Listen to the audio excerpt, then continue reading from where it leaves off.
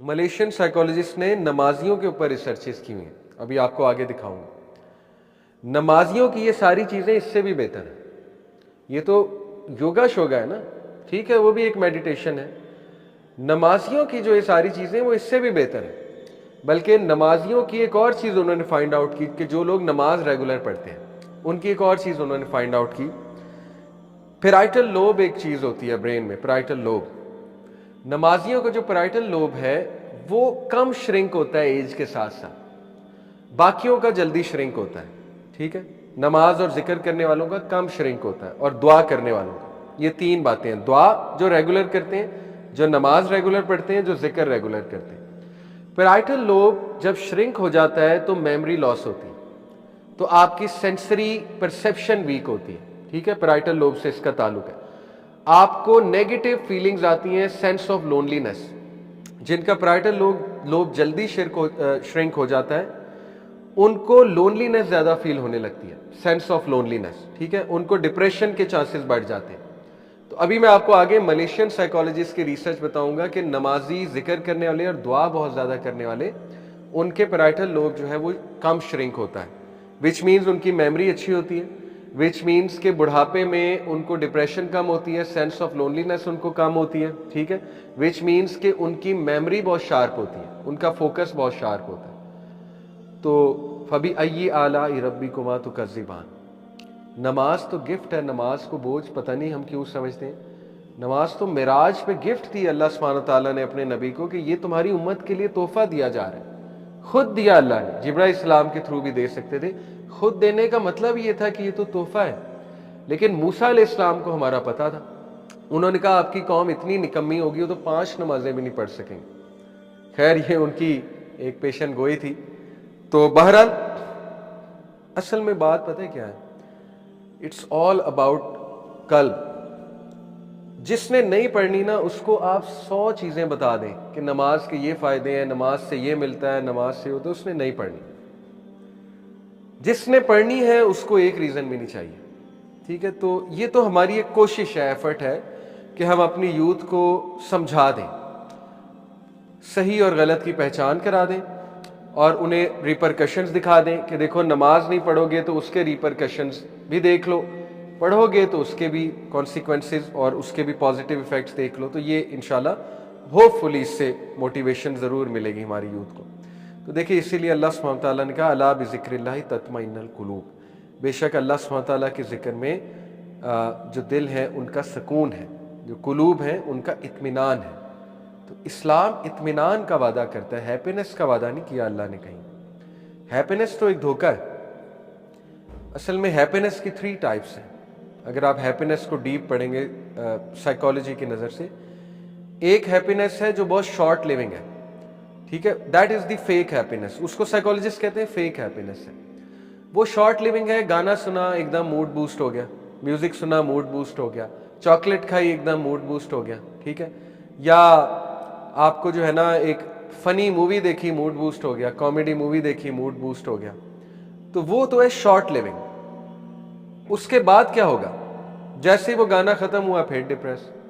वो तो उसके पीछे साइंस क्या है, गाना जब तक चल रहा है डोपामीन निकल रहा है, केमिकल डोपामीन प्लेजर का केमिकल है। जैसे ही गाना बंद हुआ डोपामीन खत्म, तो दोबारा से वही हालत।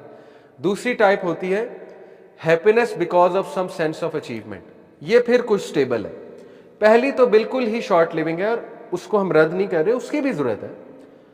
अच्छा खाना खाएं, अच्छा जूस पिएं, एकदम मूड बूस्ट होता है, अच्छी बात है, मूड बूस्टर्स की जरूरत है।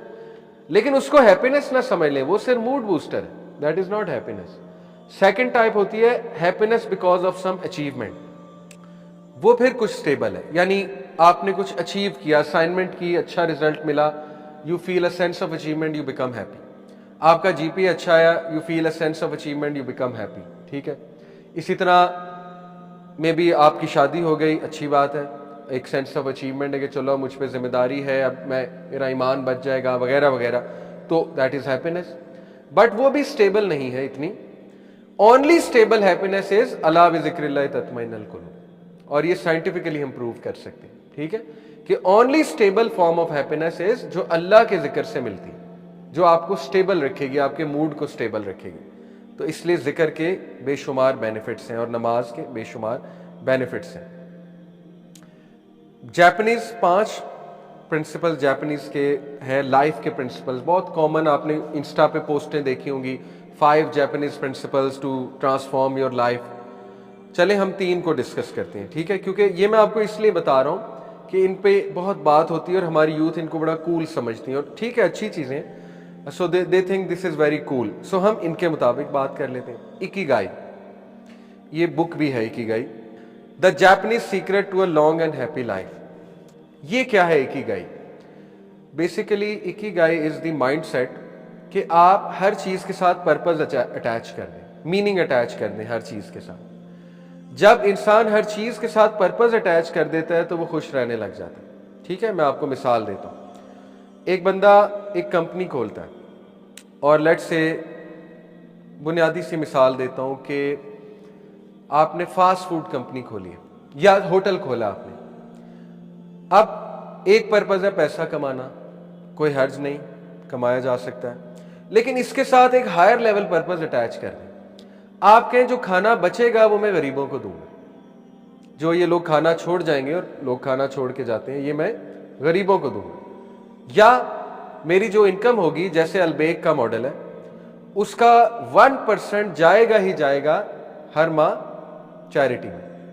तो ये आपने क्या किया, बिजनेस के साथ पर्पस अटैच कर दिया, इकिगाई इसे कहते हैं। आपका बिजनेस भी ग्रो करेगा और आपको ज्यादा सेंस ऑफ फुलफिलमेंट फील होगी कि yes I am doing something good. ठीक है, इसी तरह आप डॉक्टर बनने जा रहे हैं, आपको मुश्किल लग रहा है बहुत, आप में मोटिवेशन नहीं, यार इतना पढ़ना पड़ता है, 18-18 घंटे पढ़ना पड़ता है, आपको बोरिंग भी लग रहा है। आप इकिगाई अप्लाई कर दें, उसमें पर्पस अटैच कर दें। आप कहें कि नहीं देखो, कल को मैं लोगों की हेल्प कर सकूंगा, कर सकूंगी, कल को मैं काउंसलिंग कर सकूंगा लोगों की, कल को मैं कोई अल्लाह रसूल की बात, उन्हें डॉक्टर की बहुत बात मानते हैं, पेशेंट ब्लाइंडली मानते हैं, डॉक्टर जो कहते हैं ब्लाइंडली करते हैं। ठीक है, तो देखें ना, आप मोटिवेशन ला सकते हैं कि अब एक पर्पस अटैच हो रहा है इसके साथ, खिदमत खल्क का, तो मोटिवेशन आ जाएगी, इसको कहते हैं इकिगाई। इसी तरह आपने स्पोर्ट्समैन बनना है, आप उसके साथ कोई पर्पस अटैच कर दें, हाई लेवल पर्पस अटैच कर दें। ठीक है, कि मैं एक इन्फ्लुएंसर बनूंगा, इन्फ्लुएंसर बन के दीन की बात करूंगा, दीन का एम्बेसडर बनूंगा। हाशिम मामला देखें, उसने कोई दावत नहीं दी, उसका सिर्फ पिच पर बैठकर पानी पीना दावत थी। क्या ख्याल है? रिजवान, उसका सिर्फ नमाज पढ़ लेना दावत है। ठीक है, तो इन्फ्लुएंसर बन के दीन प्रैक्टिस करना, ये इकिगाई है कि ठीक है चलो पर्पस अटैच हो गया। तो देखिए, नमाज, जितना नमाज आपको इकिगाई की तरफ लाती है, कोई और चीज नहीं ला सकती। एक बंदा, मैं आपको एक केस स्टडी बताता हूं, सपोज कर ले दुनिया का सबसे बड़ा लूजर है, ना उसकी कोई जॉब है, ना उसमें कोई टैलेंट है वर्ल्डली सेंस में। ठीक है, मान लो दुनिया का सबसे बड़ा लूजर है और लॉस ही लॉस है, दुनिया में लॉस ही लॉस है। जब वो नमाज पढ़ेगा उसको एक सेंस ऑफ पर्पस मिलेगा, हो ही नहीं सकता उसको सेंस हो।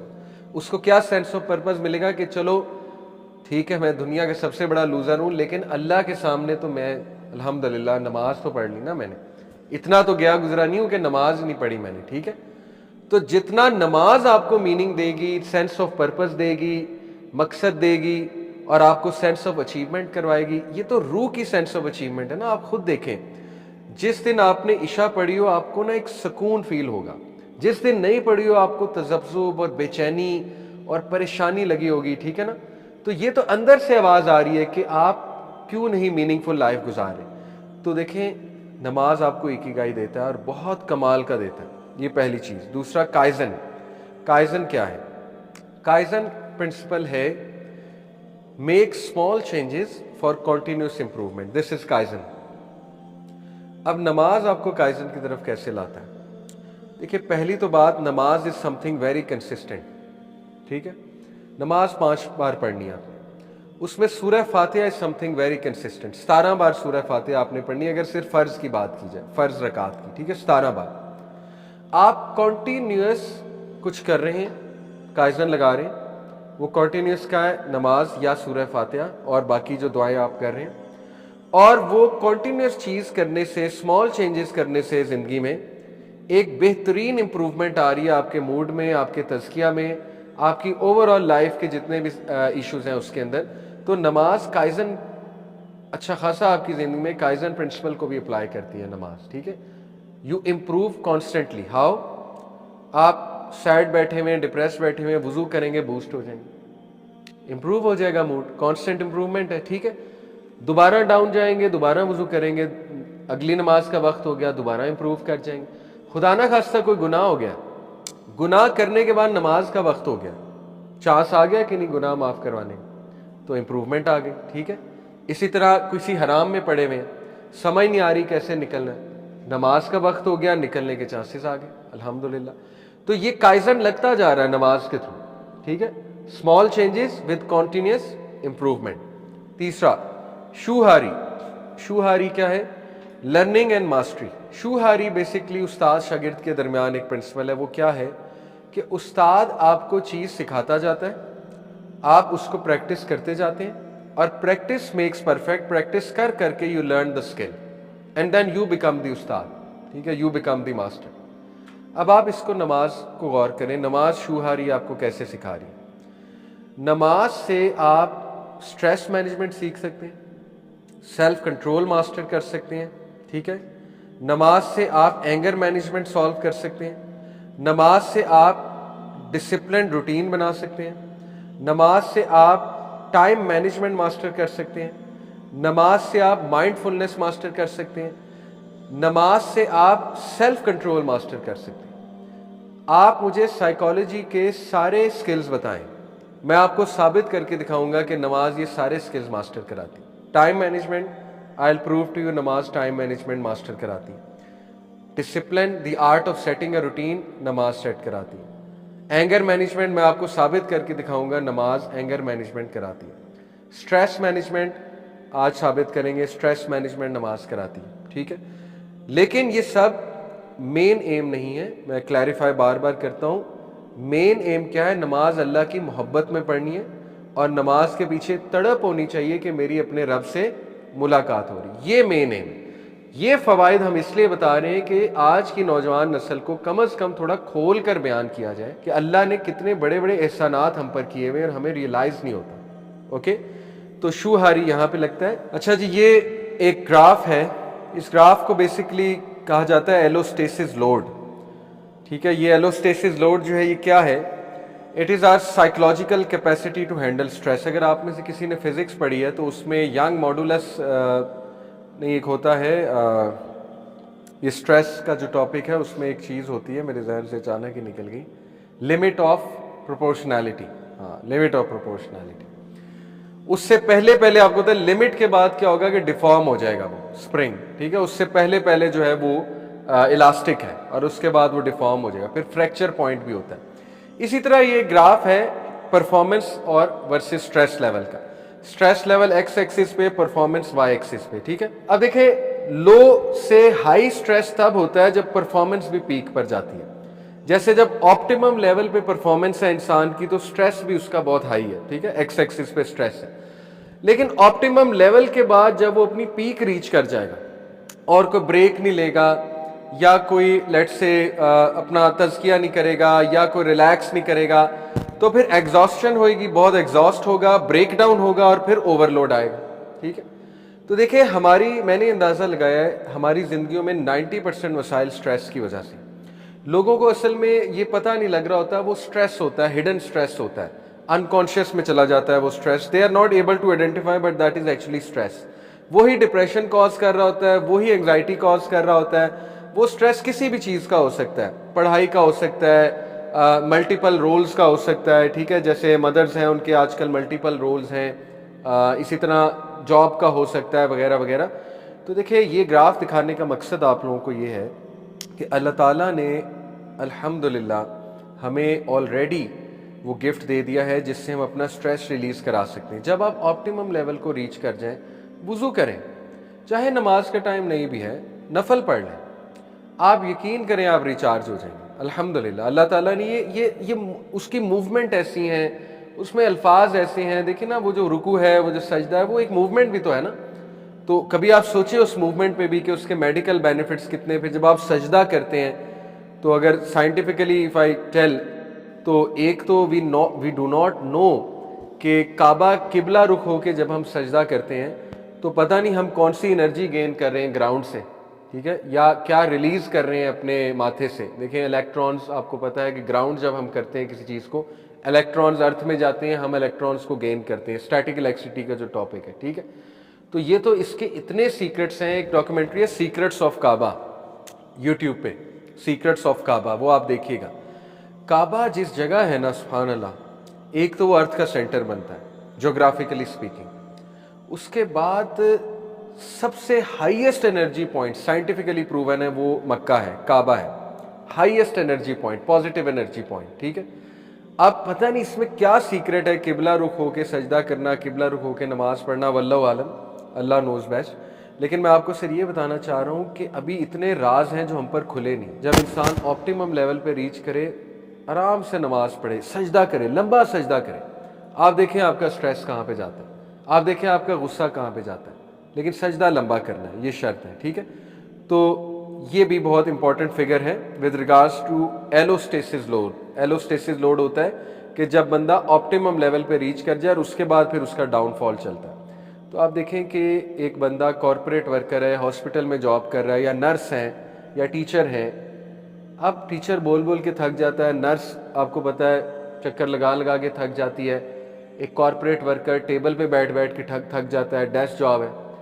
अब अल्लाह ताला ने कितना ज़बरदस्त मैकेनिज्म दिया है, उठो, वुज़ू करो, मुंह पे छींटा मारो, नाक में पानी डालो, ठीक है। एक स्पिरिचुअल क्लींजिंग भी है, फिजिकल क्लींजिंग भी है। जाओ नमाज पढ़ जाके 15 मिनट लगाओ, जाके 10 मिनट लगाओ, जाके सजदा लंबा करो, दुआ करो अल्लाह सुब्हान ताला से।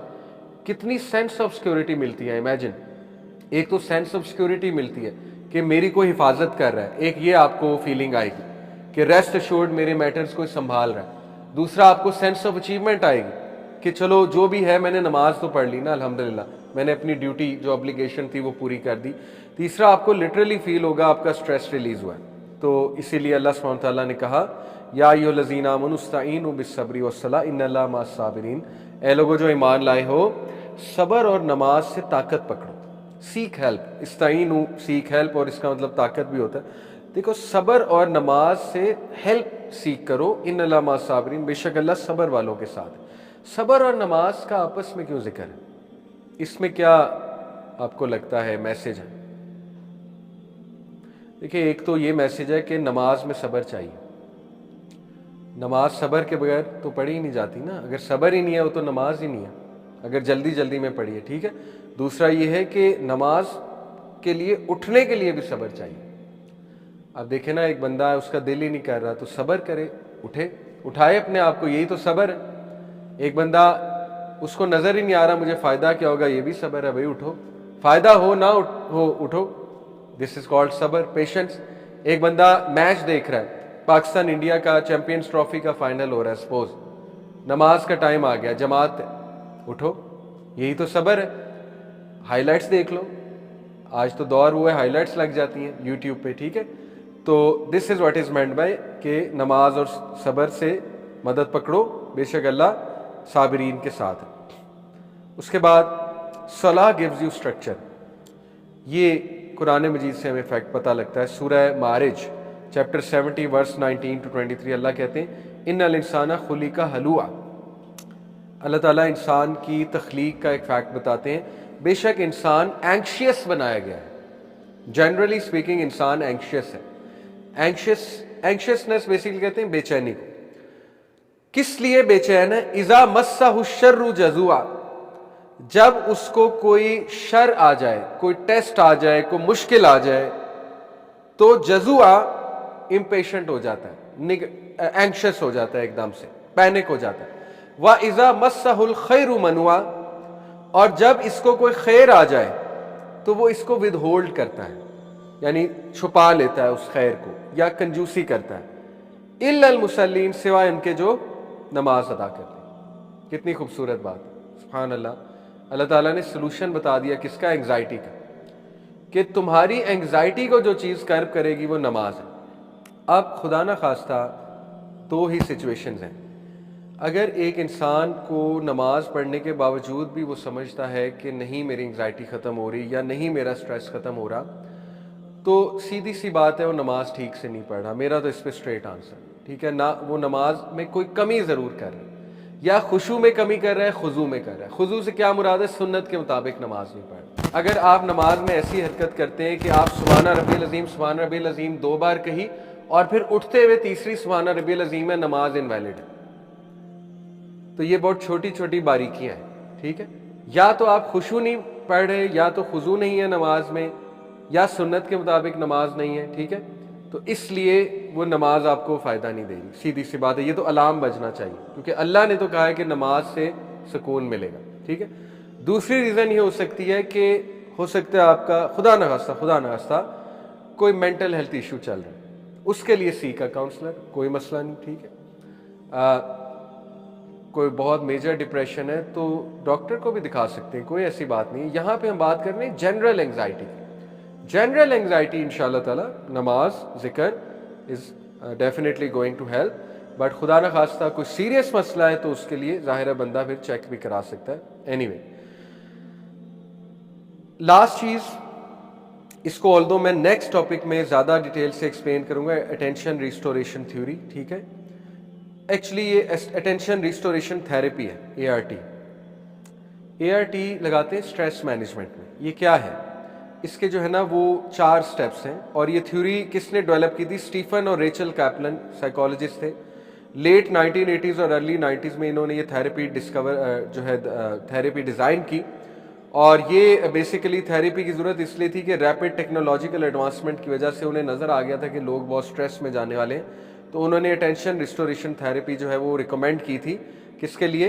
स्ट्रेस को मैनेज करने के लिए। और ये थेरेपी को मैं डिटेल में नेक्स्ट क्लास में कर दूंगा, लेकिन अभी स्टेप्स देख लेते हैं। इसके 4 स्टेप्स हैं। पहला स्टेप कहलाता है फैसिनेशन, दूसरा स्टेप कहलाता है बीइंग अवे, तीसरा स्टेप है एक्सटेंड, और चौथा स्टेप है कंपैटिबल। फैसिनेशन क्या है? अब देखें ये थेरेपी कैसे लगती है। वो ये कहते हैं, जिसको भी बहुत ज़्यादा स्ट्रेस है लाइफ में, उसे कहते हैं कि कहीं नेचर में बैठ जाओ। Coming back to this picture, कहीं नेचर में बैठ जाओ, साहिल समंदर अगर है पास वहाँ चले जाओ, कोई गार्डन है वहाँ चले जाओ, या इवन अपने बालकनी में विंडो पर बैठ जाओ, बालकनी पर बैठ जाओ, ठीक है ना। तो वहाँ पर बैठकर पहला स्टेप क्या है? फैसिनेशन। फैसिनेशन क्या है? अपने माइंड को खाली करो, 5 से 10 सेकंड लगाओ, लंबे सांस लो, खाली करो, खाली करो, करते जाओ अपने माइंड को खाली। कुछ देर के लिए सोच लो तुम्हारी लाइफ में कोई मसला नहीं है, दिस इज कॉल्ड फैसिनेशन। कुछ देर के लिए फैसिनेट कर लो कि तुम हर चीज़ ज़बरदस्त है तुम्हारी लाइफ में, ठीक है। और कुछ देर के लिए इमेजिन कर लो कि इस वक्त बेहतरीन मोमेंट है, ये इस वक्त जहाँ मैं बैठा हुआ हूँ, this is a great moment for me, ठीक है। दैट इज कॉल्ड फैसिनेशन, यानी you evoke sense of of and wonder. अब आप नमाज पे लगाएं ART। जब आपने अल्लाह अकबर कहा, आप कहाँ खड़े हैं? आप दुनिया की सबसे सिक्योर जगह पे खड़े हैं। किसके सामने? अल्लाह रब्बुल आलमीन के सामने, जो कौन है? अल मुमिन, अमन देने वाली ज़ात, ठीक है। फैसिनेशन क्यों नहीं लाते हम? हमें क्यों नहीं रियलाइज़ होता हम किसके सामने खड़े? हम क्यों नहीं जहन को खाली करते? जहन को खाली करना पड़ता है। वसवसे तो आएंगे, ऑफ कोर्स आएंगे, सोचें आएंगी, खाली करें, खाली करें। मैं तो कहता हूँ 5 सेकंड गैप ले लें, नमाज नहीं टूटती। अल्लाह अकबर कहने के बाद 5 सेकंड गैप ले लें, फिर बेशक सुभानक अल्लाहुम्मा बिहम्दी का पढ़े, व तबारक अस्मु का, उसके बाद 2-3 सेकंड गैप ले लें, फिर सूरह फातिहा पढ़ें। उस गैप में क्या करें? माइंड को खाली करें, ठीक है। ज़रा सेंस ऑफ ऑल आए कि अब मैं सूरह फातिहा पढ़ने लगा, मैं पढ़ने लगी हूँ, अल्लाह से बात होने लगी है, अल्लाह जवाब देगा, एक एक आयत का जवाब देगा अल्लाह ताला। तो दैट इज़ फैसिनेशन। उसके बाद being away, detach from worries and troubles, यानी सोचें कि कोई वरीज नहीं है, कोई ट्रबल नहीं है। ये आपको ट्रेन करना पड़ेगा अपने माइंड को कि everything is fine, all is well, all is well, ठीक है। उसके बाद एक्सटेंड, मजीद एक्सटेंड करें इस फैसिनेशन को, इस डिटैचमेंट को। जैसे जैसे आप आगे जा रहे हैं, जैसे जैसे टाइम स्पेंड हो रहा है, मजीद डिटैच हो। और उसके बाद एक टाइम आएगा, you will become compatible with your environment. आपको ऐसे लगेगा आप उस एनवायरनमेंट का हिस्सा है, यानी आप साहिल समंदर का हिस्सा है या आप माउंटेन्स का हिस्सा है, ठीक है। तो ये स्ट्रेस मैनेजमेंट की एक थेरेपी है। अब आप कंपैटिबल से क्या मुराद है, एफर्ट कर करके आपकी नमाज इतनी ज़बरदस्त हो जाएगी कि आप और नमाज इतने कंपैटिबल हो जाएंगे कि आपको मेहनत भी इतनी नहीं करनी पड़ेगी और आपकी नमाज अच्छी होगी। शुरू में बहुत मेहनत करनी पड़ेगी, ठीक है, कुछ ये प्रैक्टिस करके। तो देखिए, जब आपको बहुत स्ट्रेस हो तो ये 4 स्टेप्स नमाज में लगा कर देखें। फैसिनेशन और गहरे सांस, मतलब गैप्स देना और जहन को खाली करना, डिटैच होना दुनिया से, ख्यालात से कुछ देर के लिए डिटैच होना, अल्लाह के बारे में सोचना, अल्लाह की मर्सी के बारे में सोचना, रुकू करते हुए, सजदा करते हुए, और देन यू विल सी कि you are becoming compatible with what you are doing. तो ये 4 स्टेप्स बहुत अमेजिंग है इंशाल्लाह ताला।